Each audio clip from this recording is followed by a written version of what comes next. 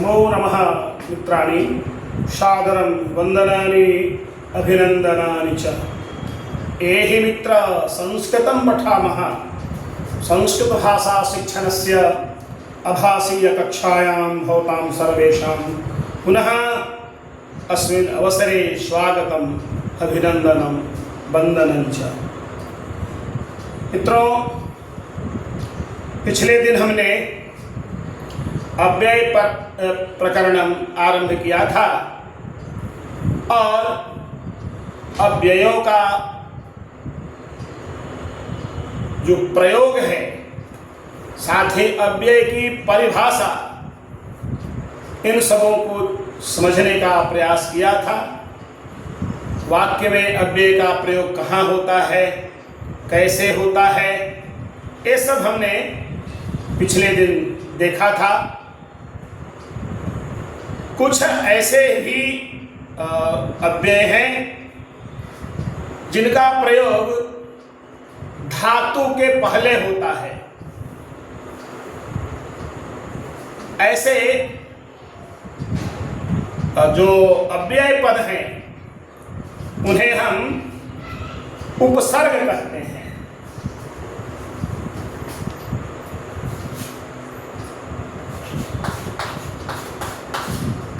उपसर्ग। तो उपसर्ग कहे जाते हैं। इसको जो अव्यय है उसको निपात भी कहते हैं। तो अभी एक नाम है, आप सबों को जानना चाहिए। तो यह जो उपसर्ग है, यह क्रिया के साथ लगता है।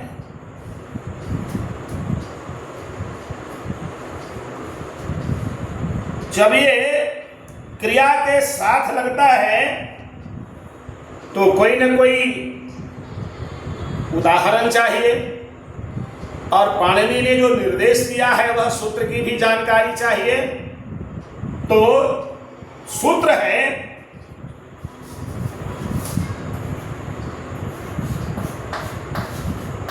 प्रादयः उपसर्गाः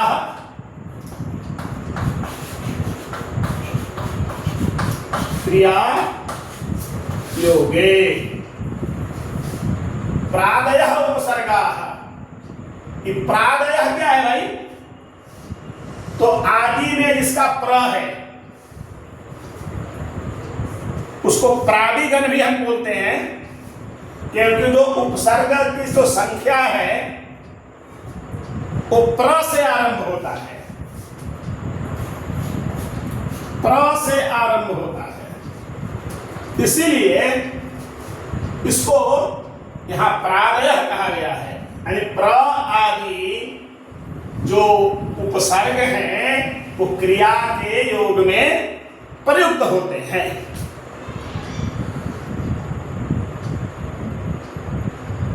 कौमुदीकार ने सूत्र भी कहा है, उपसर्गेन धात्वर्थो बलादन्यत्र नीयते प्रहाराहार संहार विहार परिहारवत्। ऐसा कुछ उदाहरण भी उन्होंने दे दिया है कि जहां उपसर्ग लगता है, कहाँ लगेगा? तो धातु में। तो वहां पर धातु के अर्थ को उलट देता है, बदल देता है और उसे प्रकृष्ट बना देता है, विशिष्ट बना देता है। ये सब होता है उपसर्ग के लग जाने से। जैसे उदाहरण दिया, प्रहाराहार संहार विहार परिहारवत्। ये क्या है? कहा कि एक पद है, श्री धातु से हार बना है। इसमें हार का मतलब माला, जो महिलाएं भी पहनती हैं, नौलखा हार का नाम सुने होंगे, बड़ा प्रसिद्ध है महिलाओं के लिए। महारानियां बनती नौलखा हार। अब तो करोड़ों में आता होगा, वो प्राचीन काल की बात है, नौलखा की बात थी। हार तो हार माने वो माला हो गया। इसमें यदि प्र हम लगा देंगे तो अर्थ होगा प्रहार, यानी किसी पर मारना, किसी पर आक्रमण कर देना। देखिए क्या अर्थ बदल गया। दूसरा हार है, इसमें आंग उपसर्ग लगा दिए,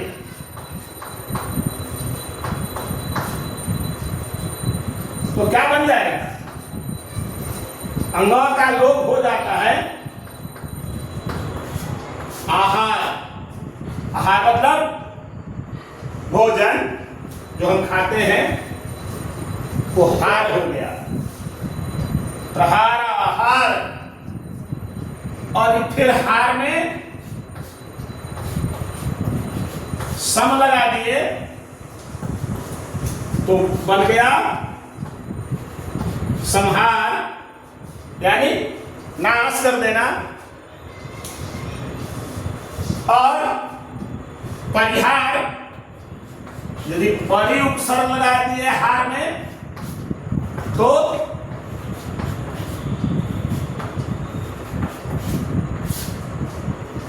प्रहार आहार संहार। और एक विहार छूट गया, तो विहार में देख लीजिए,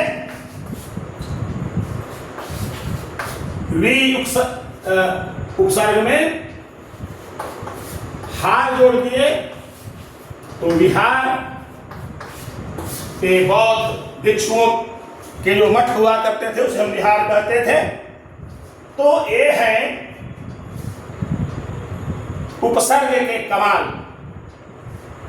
प्र, आंग, सम, परि, वी, ये सब के सब उपसर्ग हैं।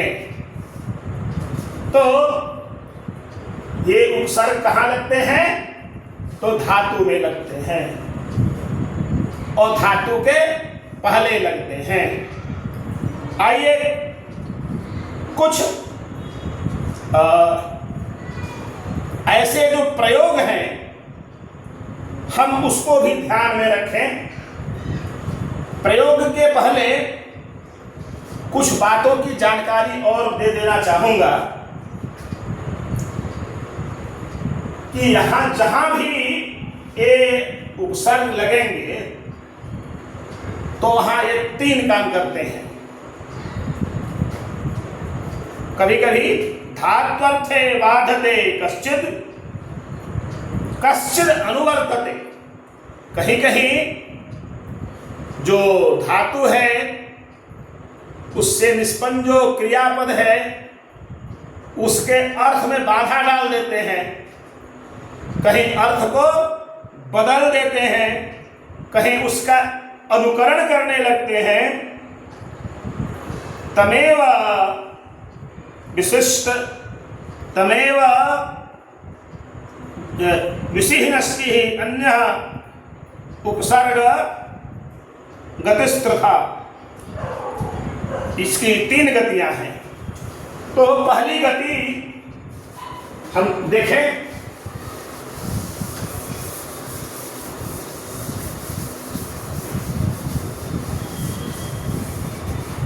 पहली जो गति है वह धातु के अर्थ को बदल देना।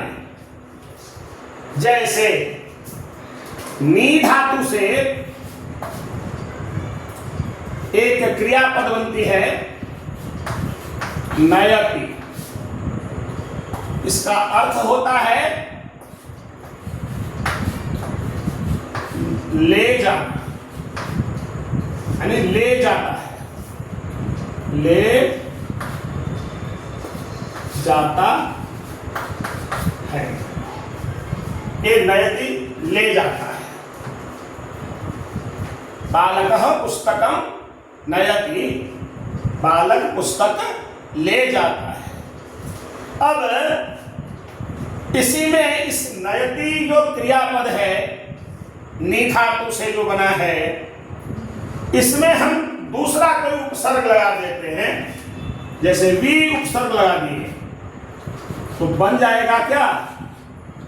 विनयति। विनयति तो इसका तो अर्थ ले जाता है, तो विनयति का क्या अर्थ होगा? इसका है झुकता है।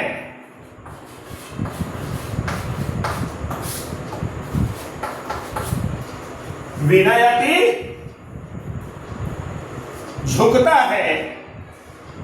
और यदि अनुपसर्ग लगा दिए अनुनयति तो अर्थ क्या हो जाएगा? अनुनय विनय सुने होंगे, खुशामद करता है।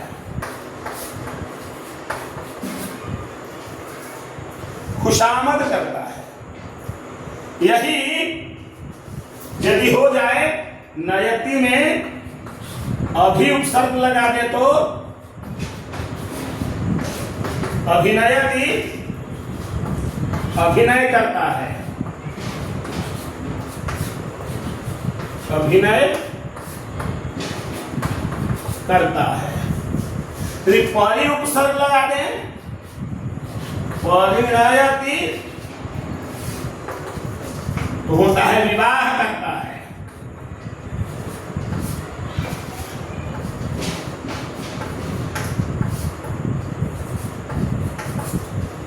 आप देख रहे होंगे कि अर्थ को सीधे बदल दे रहा है। एक उपसर्ग, इसमें वी लगा है, इसमें अनु लगा है, यहां अभि लगा है, यहां परि लगा है। ये उपसर्ग एक ही क्रियापद है, नी धातु से बना हुआ, और उपसर्ग लग जाने के कारण सबका अर्थ अलग अलग हो जाता है, बदल जाता है।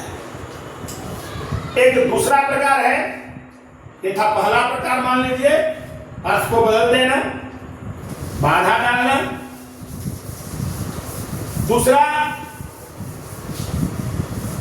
दूसरा जो विषय है वह भी है कि जो अर्थ है उसमें भी बाधा डाल देना, अर्थ का उल्टा कर देना। जैसे गम धातु से पद बनता है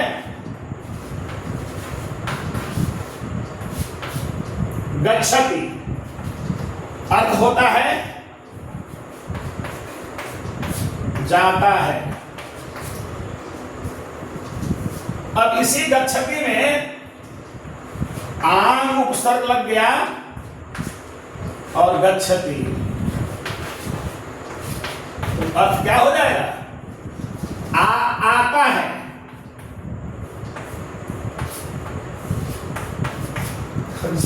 जाता है का अर्थ बदलकर हो गया आता है? यहां आंग समाप्त हो जाता है और ये आ इससे मिल जाता है, आगच्छति ये रूप बनता है आगच्छति। हम अभी नी धातु से बना हुआ नयति के बारे में देख रहे थे, ले जाता है, और उसमें भी यदि हम आनयति कर देते हैं तो ये होता है नयति माने ले जाता है।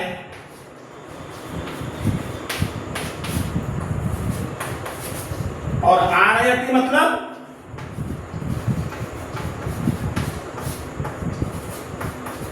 ले आता है, सीधे अर्थ बदल जा रहा है, परिवर्तित हो जा रहा है।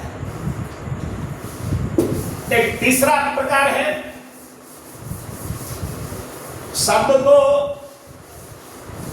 जो अर्थ है उसमें बहुत बाधा नहीं डालता है, बल्कि विशिष्टता ला देता है। जैसे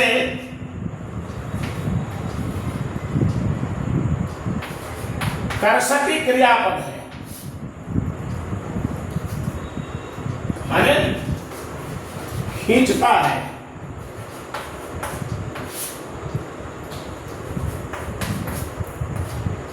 खींचता है। अब इसमें प्र लगा देंगे और हो जाएगा प्रकर्षति, माने ठीक प्रकार से खींचता है। ठीक प्रकार से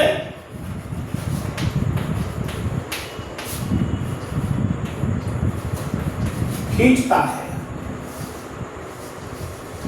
आप ताकत जानते हैं ना, बल। बल माने ताकत। इसे प्र लगा देंगे, प्रबल माने विशेष ताकत, विशिष्ट ताकत। ऐसे कुछ हैं जो बदलते रहते हैं।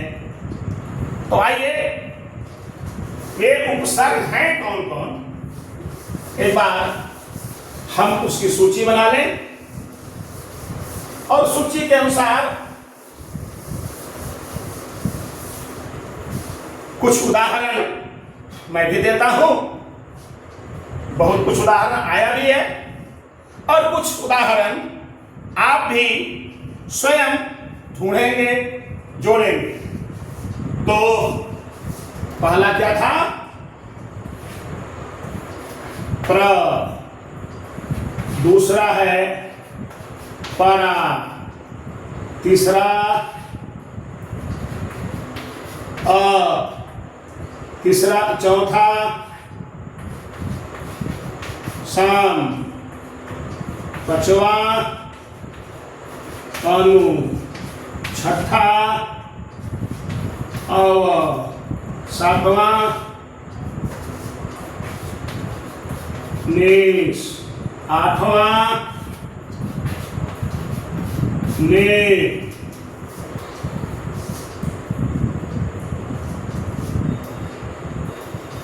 नौवां दोष।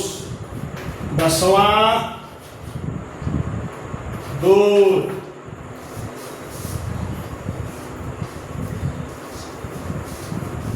ग्यारहवां वी। बारहवां वी आंग। वी आंग।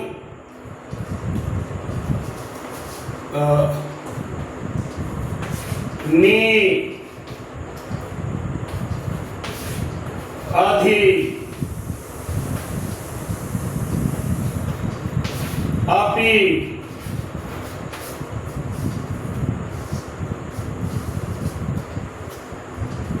सु उद।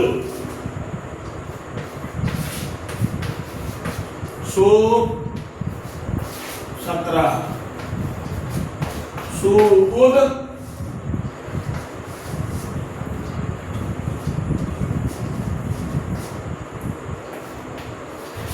18। अभि 19। प्रति। अभि प्रति। पारी उप 20। पारी।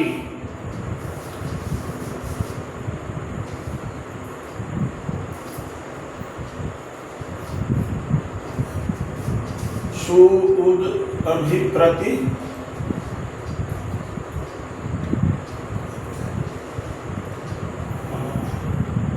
एक छूट गया था, अधि अपि, और यहाँ अति होता है, यहाँ लिख देता हूं अति, और 22वां है सुख। सुख नहीं, उप।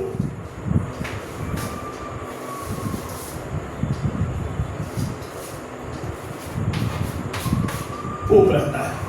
प्रा प्रा प्रा पारा आप सा मानु वाव नीस देव दोष आधि, आपी, अति, सु, ओद, आभि, प्राति, पारि, उप, ये 22 उपसर्ग हैं। संख्या 22 ही है इनकी, 23 नहीं है, इसलिए हमको ध्यान में रखना चाहिए। अब उदाहरण हम देखें, एक एक उदाहरण बता देता हूं, शेष और आप भूलिएगा। ये प्र है, अभी तुरंत आया था, है ना, कि हार में प्र लगाते हैं तो प्रहार बनता है। परा, जय में परा उपसर्ग लगाने पर पराजय होता है। और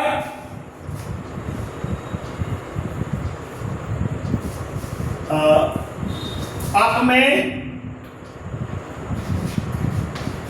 अपनयति माने दूर करता है। अपनयति, सम में संहार अभी बताया था मैंने।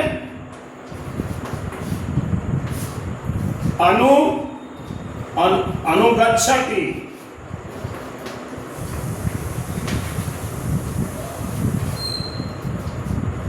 अनुगच्छति, रामः अनुगच्छति, लक्ष्मणः वा लक्ष्मणः रामः अनुगच्छति। तो अब अभी अवगच्छति, अवगच्छति,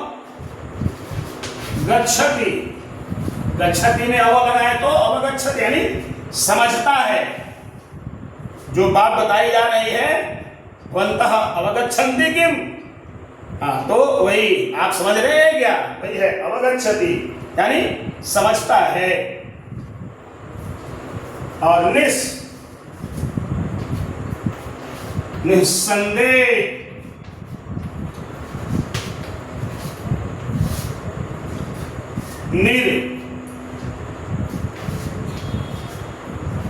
जन में निर्जन या निर्गच्छति प्रयोग कर लीजिए। गच्छति में लगा दीजिए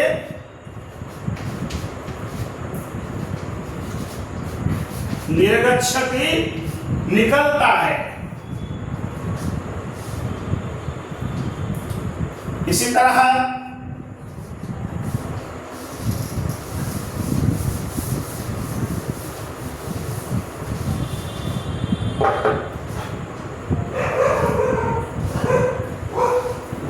दुस है,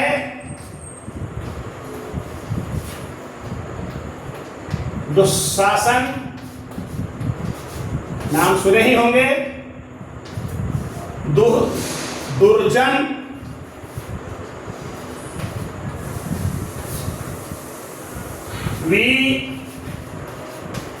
विज्ञान, विशिष्ट ज्ञान, आन,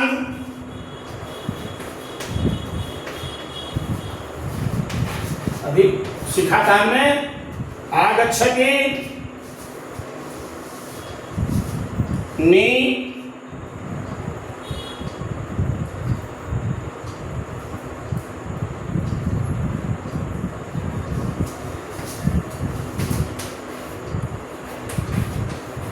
निर्मीलयति,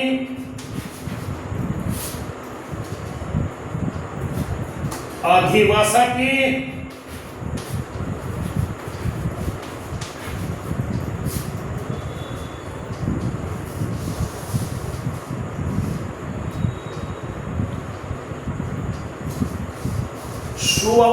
सुगंधः,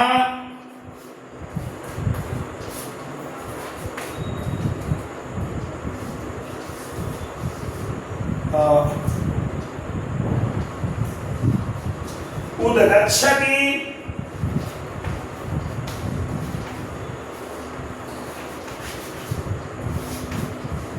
ऐसे बहुत सारे उदाहरण आपको मिलेंगे।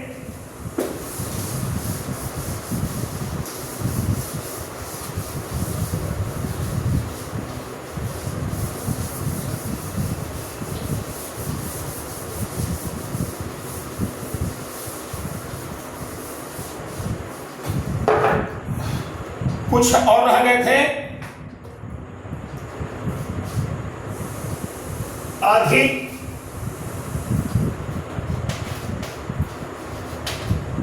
तो अधिकरण एक कारक का अर्थ हो गया।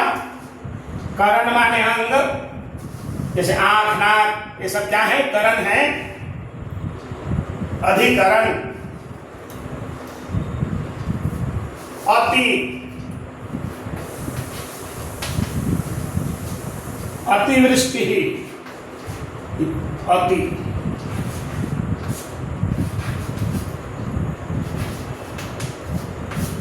अतिवृष्टि।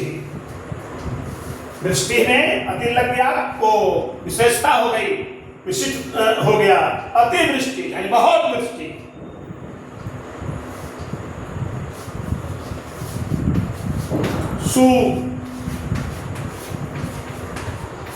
सुगंध, सुअवसर,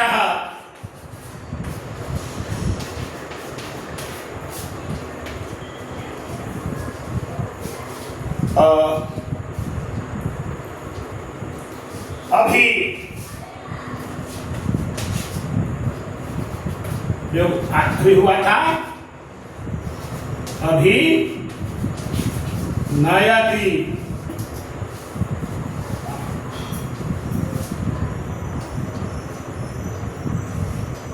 प्राप्ति, बरी,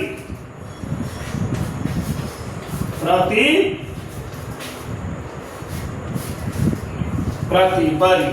तो प्रति का स्पर्धा शब्द है। प्रतिस्पर्धा,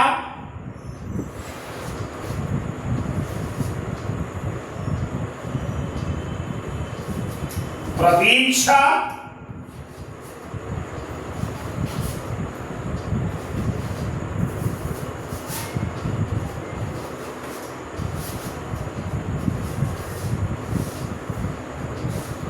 परिणयति,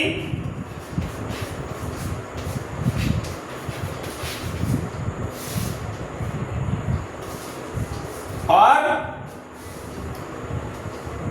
बच गया उपदक्षति,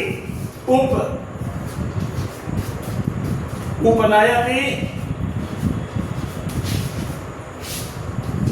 तो मित्रों, ये उपसर्ग है 22 और इसका ये प्रयोग है। आप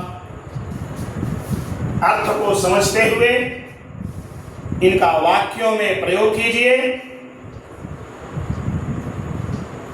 ऐसे उपसर्ग से युक्त पद हम जानते हैं, जितने भी पद बनते हैं सब में पहले धातु होता है, उसके बाद प्रत्यय होता है। जैसे राम जो शब्द है यह भी धातु से बना है, इसमें रम धातु है, घैया प्रत्यय है, तब राम बनता है। और फिर इसमें सुबंत के सु लगाते हैं तो रामह बनता है, अम लगाते हैं तो रामम बनता है। तो इस तरह से ये पदों का निर्माण होता है। इसलिए जितने भी पद हैं सब धातु से ही निष्पन्न है। तो ऐसे उपसर्ग से युक्त आप पदों को, क्रियापदों को ढूंढिए और अपनी अभ्यास पुस्तिका में उसकी एक आवली बनाइए, अभ्यास करिए, वाक्यों में उनका प्रयोग कीजिए। निश्चित रूप से यह निश्चय है कि आप जब अभ्यास करेंगे तो आपकी भी बुद्धि प्रखर होगी। वाक्य के प्रयोग में आप कुशल होंगे, चतुर होंगे। माँ सरस्वती से यही प्रार्थना है कि आप सबका संस्कृत के प्रति अनुराग जगे, ज्ञान बढ़े, स्वयं भी ज्ञान अर्जित करिए, सीखिए, अपने मित्रों को, सहपाठियों को भी प्रेरित कीजिए। इसी के साथ आज मैं ये अव्यय प्रकरण में उपसर्ग को भी पूरा करता हूँ। यदि मन में कोई प्रश्न रह गया हो, कोई जिज्ञासा रहे, तो आप निश्चित रूप से हमसे पूछिए। आज के लिए इतना ही। नमो नमः। पुनर्मिलामः।